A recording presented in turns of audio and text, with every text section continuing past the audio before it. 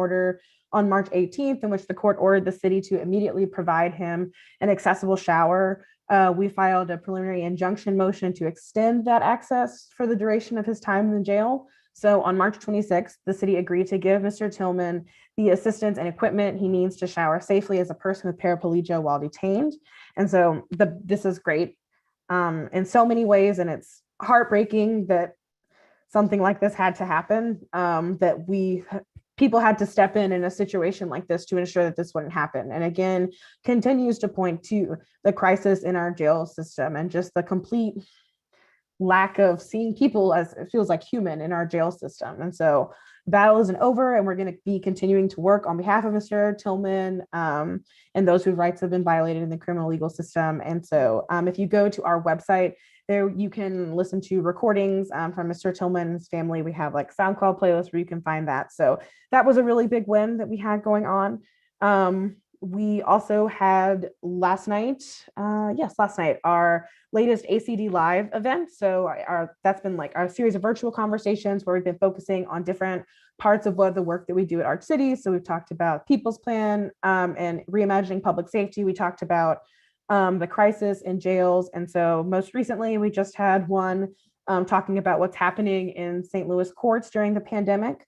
And so talking about, the state of the municipal court system and the struggles that clients and people have endured during that. So if you weren't able to watch it, I believe it should be recorded and on the either on Arch City's Facebook and also probably on Deaconess if it was done through Deaconess. And then Z, I know we have another one coming up soon. I just can't remember the date of that. So if you're still around and can say the date of the next ACD Live. Yeah, thanks, Madison. I believe it's April 28th. Okay, cool. Yeah. Those were my main two ACD updates that I had. And see if there's anything else major. I know that we also had a virtual happy hour event going on, but that's happening tonight at 7. So I don't know if it's too late to register for that or if people can still register for that, Z, but that's beyond that. I don't have any other announcements. Yeah, I mean, I am not sure, but folks can certainly try if you're interested. It's if you go to our calendar on our website, so archcitydefenders.org, and then to our events. Madison just put the link. Perfect. Sorry, I don't know definitively, but thank you for sharing those updates, Madison. And we always encourage people to sign up for our monthly e-newsletter to get regular updates from us. If you go to our website and enter your email at the bottom, I believe it says like subscribe to our listserv or something. That's one way. And then we're active on social media. So thank you so much, Madison. Of course. And full disclosure, I typically get the updates from the newsletters, and there's even more in there that I don't always say. So I highly recommend getting it because I work at Arch City, and sometimes I feel like I know the most about what's going on when I read the newsletter because we just have so much going on. So, and I'll pass it over to you, Jay. Yeah. So for Action, our biggest update is we're in GOTV. So we need as many folks as possible. Anna, you were talking about what can A-Rock do this weekend. We have a bunch of campuses going on. We're going to be dropping off yard signs in North City, just encouraging folks to get out and vote. So if you are interested in volunteering this weekend, please send me an email, j@actionstl.org. Please send me an email and I will relay that information and let you know where to show up, when to show up, but encourage as many folks as possible.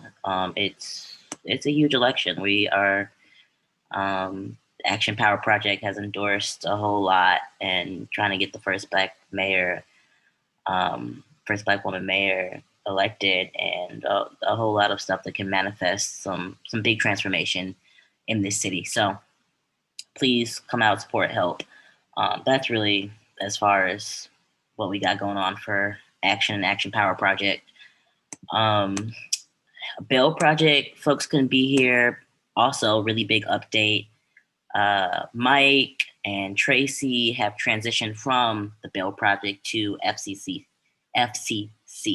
which is the Freedom Community Center, which is really seeking to interrupt violence by disrupting harm inflicted by the criminal legal system and harm that happens within communities, and really start using restorative justice practices and principles to help individuals forge a path towards repair and safety and healing.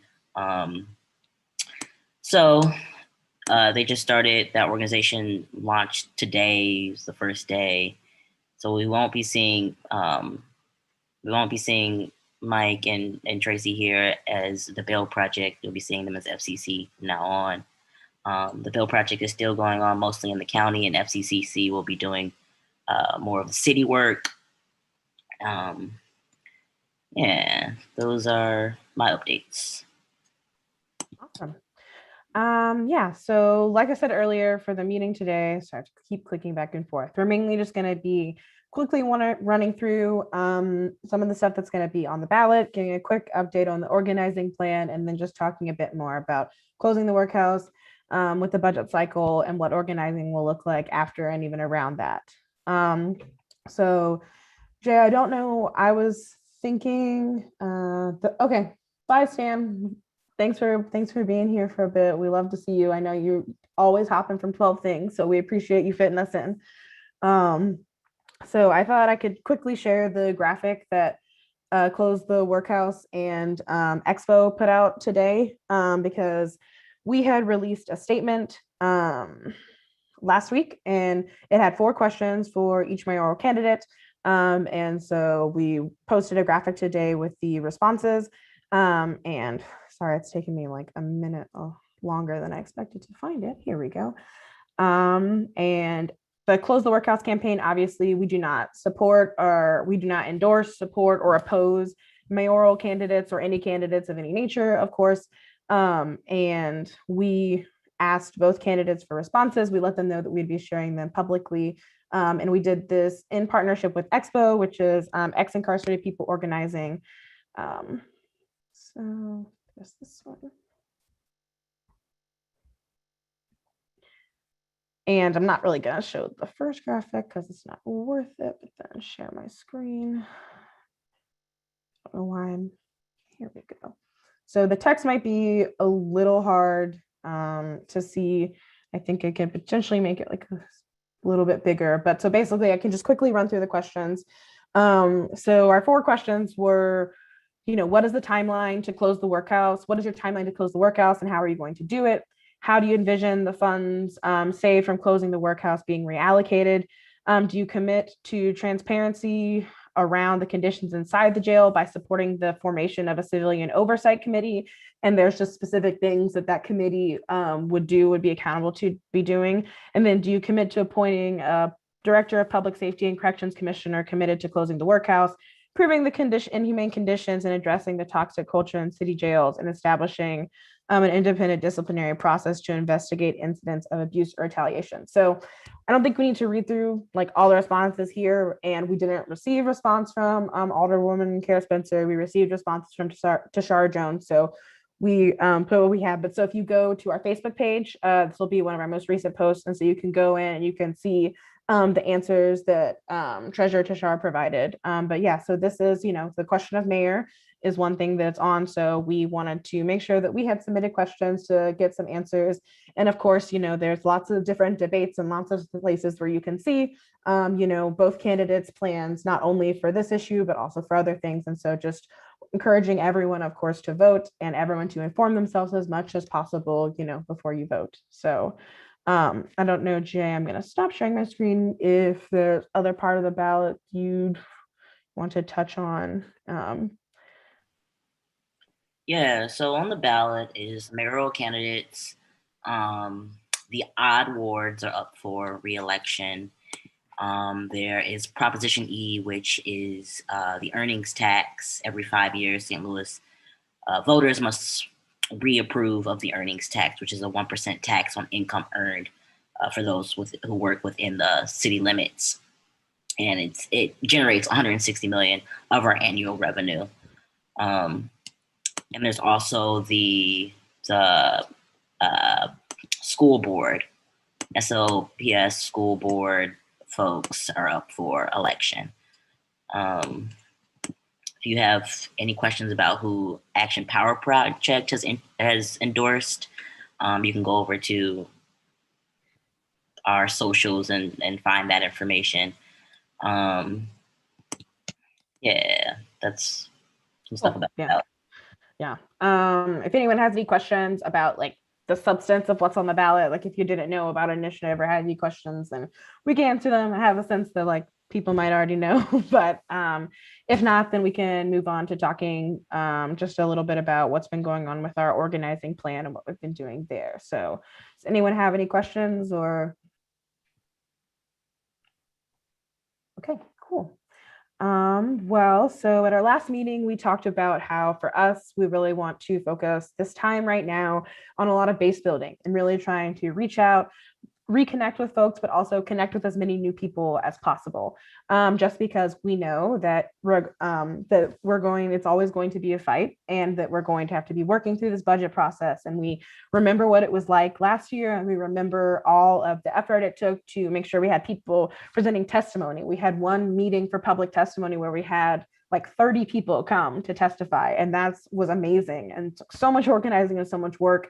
And so we are, really wanting to make an intentional effort to make sure that people know what's going on, that people know how to be plugged in, so that if we need that, we have it available. If we don't need it, that's great. But we know that, even when the workhouse closes, the work is going to be continuing to make sure that the money is going to the right place, to make sure that impacted folks are involved in that process. So we've been really, really working to do a lot of base building. And so we had text banking all through the months of March, twice a week, typically on Mondays and Thursdays, and had some with like 10 people or so and some with less, but we're able to send a lot of messages and connect with a lot of people. And so I'll pass it to Jay because Jay has the stats on that. Yeah, so out of the text banks, we were able to send 20,044 text messages. We cut a list of everybody within the city. We had a 2% yes rate, so 409 people said yes, and the initial message was, "Do you support closing the workhouse?" So out of that response, there were 409 people said yes, and 442 said no, which is a 2%, also 2% response rate. So now it's kind of, we want to touch base with those folks that said yes, really base build strongly with as many folks as possible, especially getting representatives in each ward as we head into the budget cycle. So we're going to be doing some following up with those 409 folks. We'll still have spaces and need folks to make calls, maybe send more messages to re-engage folks. And like Madison was saying, the work is still going to continue even, past when the workhouse is closed. The work will be here. Just that. Yeah. And so just definitely if there are people, because I know around elections is when people really get activated, and people who maybe haven't been as activated before, and especially now with COVID, and that text banking is actually really accessible for people, and like ways that people who maybe don't feel comfortable with canvassing or even with phone banking are able to connect. So that there are a lot of people who I think everyone knows about the Close the Workhouse campaign. I think everyone knows like the ways that they can support and be involved. So if there are just people or more people who coming with your organization, or with different people you see who are getting more activated and you think they'd be interested in the campaign, like definitely pass them along, like whether tell them to come to a movement meeting or just to email us, because we're scheduling one-on-ones with people. We're really trying to work to, like Jay said, not only just like have a big email list. Like we don't just want that. We want to be able to have people and like representatives in each ward, and we know that we do have those people, and like that and so we just want to make sure that we're ready to go, and that especially once there's other campaigns too, there's other things that we're going to be focusing on. And if we're really going to, and we're all Action and March City Defenders feel part of these organizations, a part of like the People's Plan and this really transformative vision. And so we just think that we rarely ever have a calm period of time when we're organizing. And right now, as we're waiting after the election and for the budget cycle to start at the end of April, this is the time we really want to make sure that we're getting people excited about the St. Louis that like we're going to all be able to build together. So that's kind of where we are with our organizing. So be on the lookout for when we schedule the upcoming phone banks stuff, and just be looking for ways to amplify. Definitely, if you see our posts, like see events and stuff, even if you can't make it, just share. I've kind of noticed that sometimes our stuff is getting like less engagement, and I know that's because like people were posting less sometimes, and it's not always the same. But I just know that like, even if you can't come, everyone has such great networks. So really important to make sure that we're always like sharing and like uplifting things, just so like there's more visibility there, because so many people just like stumble across something. So I don't know if I'm frozen because my video is frozen. Your words aren't frozen, just your video. Okay, that's fine. I'll just stop it for a quick sec and I can, but I was kind of done on my soapbox of that part of why it's important to organize. So I think the last thing we wanted to focus on was just talking a bit about organizing through the budget cycle, which I know we went into a little bit of detail last week, but then also kind of like what organizing will continue to look like throughout that process, and like what defunding the workhouse and what that will really look like. So I don't know, Jay, if you want to take it away for a second while I'm trying to get my video to work for a second. Yeah, so the budget cycle starts at the end of April. April 21st is the first Board of E&A meeting. And really, we're going to need folks to testify on the city budget. And the Board of E&A is made up of, the mayor, the controller, and the president of the Board of Aldermen. And we have the controller, Darlene Green, who is the only one up for election and who has been pretty vocally on the side of closing the workhouse. President of the Board of Aldermen, Lewis Reed, who is going to make it difficult to do anything. And then we don't know what this mayor is going to look like. So yeah, it's important that we have as many folks as possible really speaking out on what they want their tax dollars to go towards, and what they want their tax dollars to not go towards, and to not be funding white supremacy, to not be funding these means of incarcerating and caging folks, to not be funding the police, and to ask for direct investment into our communities. So, yeah, I'm not sure of any other meetings set up aside from the one on the 21st.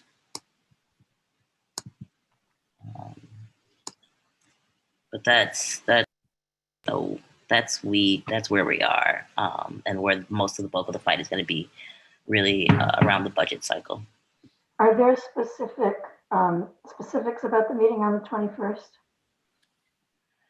I don't think they're taking testimony yet. Oh, okay. So you just want people to.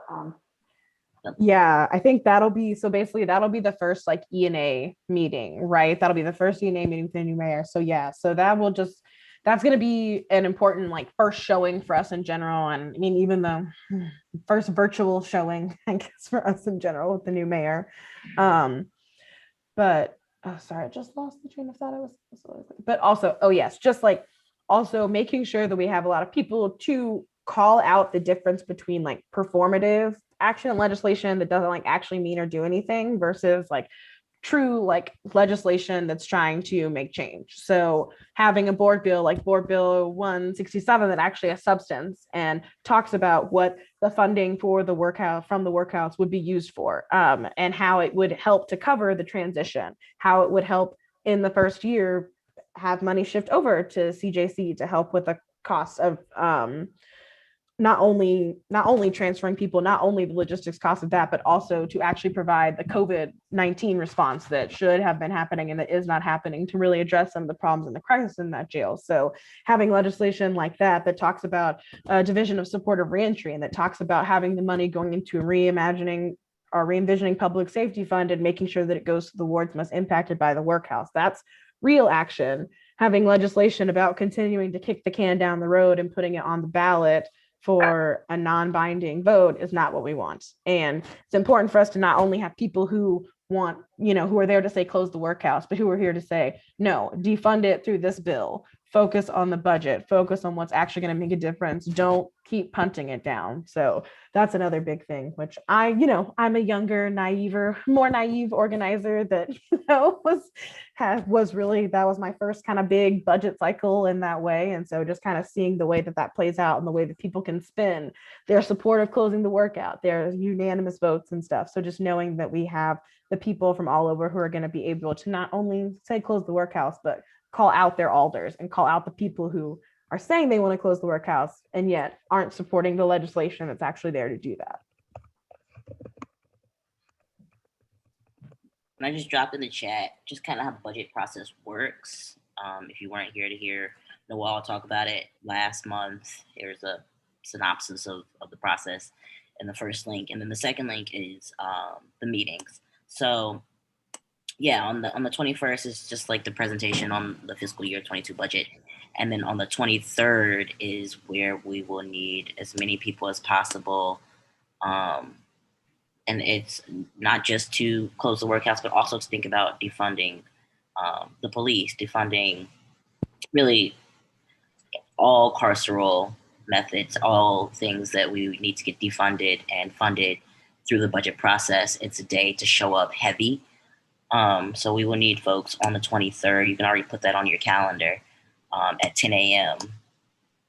And then the 26th is the upvote, and I think it's kind of finalized on the 19th of May. So yeah, and I don't know if at times, like if they ever, I'll say subject to change. I don't know I hope they'll stay consistent with that, but yeah, so subject to change, but yes, like everything that Jay said. And I think it's probably going to be, I would imagine, like a call from lots of organizations and stuff. Like if people, especially now when so many people are wanting this like transformative budget here in St. Louis, then like, I think it'll be a big call. So take what I've been saying to people is like, really enjoy the time that you have to rest when there's the time to rest, the time between going hard around elections and having to go hard around the budget to get recharged, because once we get going in the summer, it's going to feel like we're not going to stop for a while. So take the time, take the spring, manifest your dreams, and then get ready to hit the pavement hard. So will there be specific information about sort of alternatives that we want to promote? Yes. That's good. I am also working on a campaign to divest from policing, and we are going to do and are going to launch a first teaser into that campaign on the 13th of April. But like from that, we're also going to be talking about and have a follow-up of a few different webinars of alternatives to policing.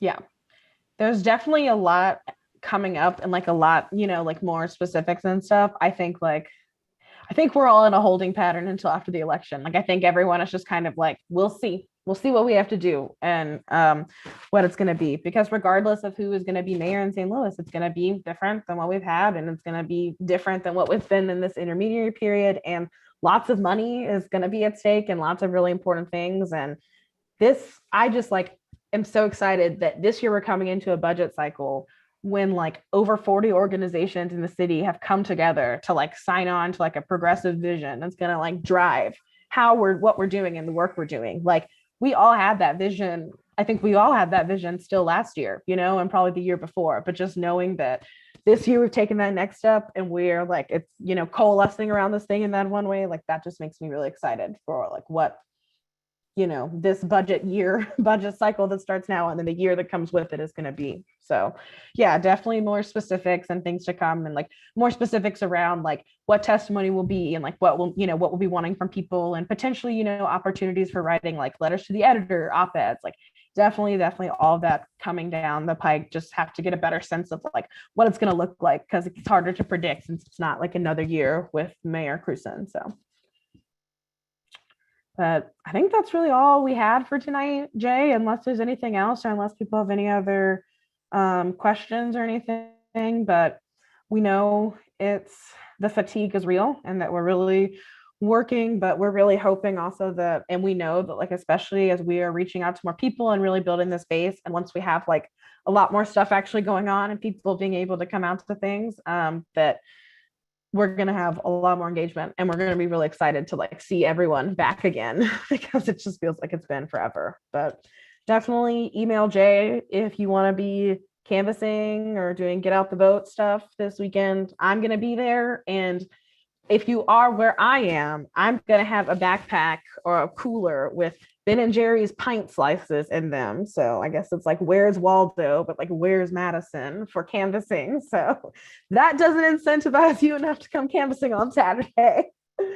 But yeah, that's really all we have. So no one has anything else, then have a great week/month, but we'll definitely see y'all in between. But yeah, but thanks so much for being here and have a good night. Thanks, everybody. Bye.